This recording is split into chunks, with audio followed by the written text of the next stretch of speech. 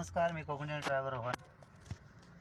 मित्रांनो, बरीच वर्ष इच्छा होती, मनापासून इच्छा होती की आई काळूबाईच्या दर्शनाला जायची, पण तो योग काही येत नव्हता.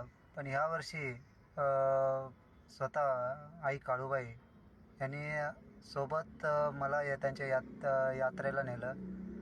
खूप म्हणजे वेगळा अनुभव झाला. हे बोलतात ना, आपली किती मनापासून इच्छा असली तरी देवाचं पण बोलवणं लागतं, हे खरं आहे.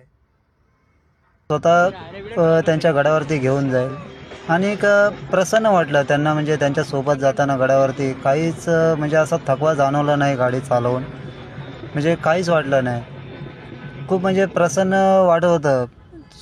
जे काय गाडी चालवून जो काय थकवा होता तो निघून गेला सगळा.